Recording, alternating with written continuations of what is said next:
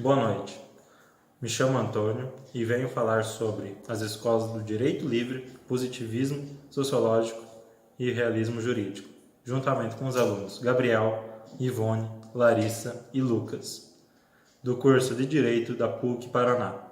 A Escola Histórica do Direito ela deu-se início por volta do século XIX, nos territórios alemães e em outros países também que tinham uma forte influência pelo direito românico-germânico. Ela era muito influenciada pelo romantismo da época, que partia de um pressuposto de que as normas jurídicas elas eram criadas de acordo com os costumes, as crenças e o meio social do qual o povo era inserido. Então, ela tinha uma forte oposição contra o justnaturalismo iluminista, que dizia que o direito era uma fonte independente, porque para ela os dois se fundiam, os costumes e o direito. E ela tinha como um principal filósofo, um principal pensador, o Frederick von Savigny. O movimento de direito livre, ele iniciou-se na Alemanha por volta de 1903 e dizia que a decisão judicial ela não se tratava apenas de uma norma já pronta, mas de toda aquela atividade, de toda uma ação criadora do direito. Foi a primeira escola que disse que o sistema judicial ele é lacunoso, que nós deveríamos preencher essas lacunas. Ele tinha o seu maior filósofo, o seu maior pensador, o Karl Lorenz. O realismo jurídico ele iniciou-se por volta do século XX nos Estados Unidos. Ele passou a entender que todo o sistema jurídico ele era baseado em fatos, então se distanciando de toda aquela ideia metafísica e aquela visão idealista que se tinha antes do direito. Alguns pensadores e filósofos, eles diziam que a decisão judicial, ela partia de uma vontade política, sendo então o fato a maior referência para que se tomasse essa decisão. Tinha-se os filósofos, um dos dois grandes filósofos que seguiam essa linha, que era o James Frank e o Oliver Wendell Holmes. O positivismo sociológico ele iniciou-se por volta do século XIX no continente europeu, principalmente no país da França. Ele tinha como desenvolvimento sociológico do iluminismo, das crises sociais e morais que existiam no final da Idade Média para o surgimento da sociedade industrial. Teve como marco a Revolução Francesa, né? E tinha como os dois principais autores o Auguste Comte e o John Stuart Mill. Para entender o realismo jurídico, existe uma extrema necessidade de falar do common law, ou seja, lei comum.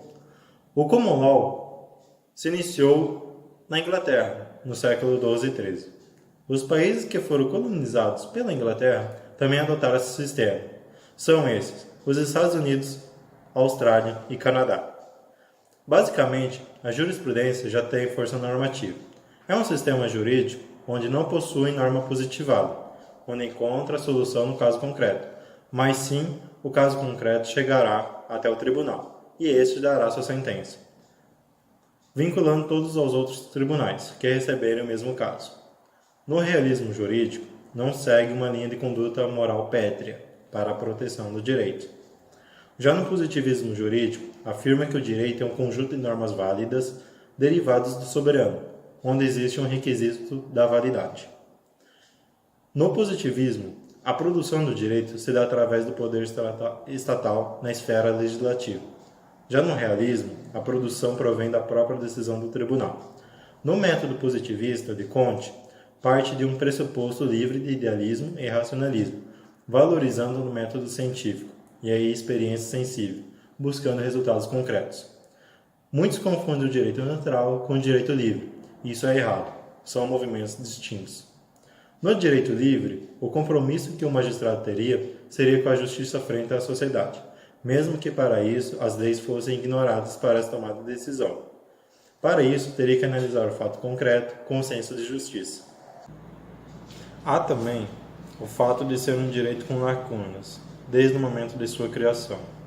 Devemos suprir isso por meio da liberdade na hora de decidir, na qual é dada ao juízo. Outra característica marcante nesse movimento é a importância do fato social. Para esta escola, A verdade do direito está na sociedade, não escrito num pedaço de papel. O direito livre é conhecido como um conjunto de fatores naturais que variam de acordo com a problemática social e o caso concreto. Podemos comparar o direito livre com o nosso princípio da insignificância. Simplificando, a escola do direito livre é menos uma lei nos tribunais e mais uma regra no agir humano. Eu vou começar sobre a escola histórica do direito, que o seu foco principal surgiu no século XIX, e o seu foco principal é falar sobre como, não o que o legislador quis na época, e sim numa forma mais evolutiva das normas. Enquanto a sociedade vai evoluindo, as normas vão evoluindo também, e vai sendo criada. Na escola do direito positivista sociológico, o seu foco principal é na norma escrita, ou seja, os casos concretos vão ser julgados de forma que leve a lei ao pé da letra.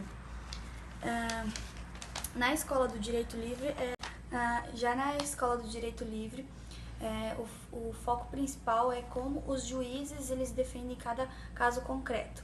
Então, a cada caso concreto existe uma liberdade baseada na vontade do juiz para conseguir decidir cada caso. Na escola do realismo jurídico, os principais autores contemporâneos foram Hans Kelsen, e na visão dessa escola não foca somente no juiz, e sim numa forma como os juízes eles, entendem a lógica, como o advogado está agindo em cada caso concreto. Ou seja, o seu foco principal não é na decisão do juiz, e sim numa visão mais no advogado. A Escola Histórica do Direito. Ela defendia o direito consuetudinário, por ser a expressão de realidade histórica e social do povo em oposição às concepções do naturalismo, tão arraigadas na visão do direito natural. O que é o direito consuetudinário? É o direito que surge dos costumes de uma certa sociedade, não passando por um processo formal de criação de leis. Savigny era contra a codificação. Ele dizia assim: os códigos eram a fossilização do direito, ou seja, a codificação era o engessamento do direito, impedindo forças históricas e consciência coletiva para acompanhar o ordenamento jurídico. O direito livre, ele volta-se para a sensibilidade jurídica, que seria o querer do dever ser, que anteciparia sempre o juízo com a fundamentação lógica vindo em seguida. Já no positivismo sociológico, o direito é positivado, mas a fonte primeira não é a lei, e sim entende como fonte do direito a consequência da solidariedade social e do sentimento de justiça. Por fim, o realismo jurídico.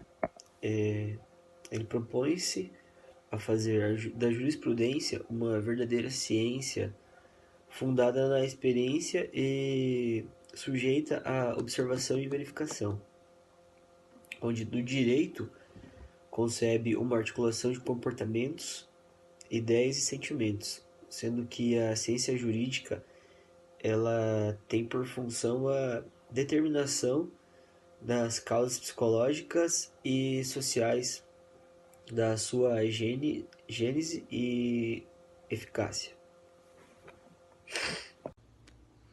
Na escola do direito livre, o juiz tem que ser imparcial, ponderando na aplicação da norma entre os princípios sociais vigentes no local, como princípios éticos, princípios morais e anseios sociais, e a legislação.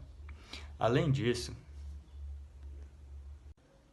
o juiz deve ser livre de convicções pessoais para que possa aplicar a justiça sem a interferência de princípios ideológicos próprios. Na escola do realismo jurídico, A moral, a ética e a justiça não são grandes fatores de interferência no direito, uma vez que o que vale é o que o juiz decidir, independente de sua ligação com princípios morais, éticos ou da busca pela justiça por meio da sentença. Na escola do positivismo sociológico, o direito deve ser totalmente livre de valores. O legislador cria a lei e o juiz aplica a lei, e quando o fazem, devem estar livres de qualquer influência que possam sofrer de ciências externas ou valores externos. Vale destacar que nem o valor da justiça deve interferir sobre a criação e a aplicação do direito. Na escola histórica do direito, o direito é entendido como um aspecto cultural de evolução social, que acompanha os valores da sociedade. Sendo assim, os valores morais e de justiça devem estar inseridos no direito, para que esse seja aceito na sociedade.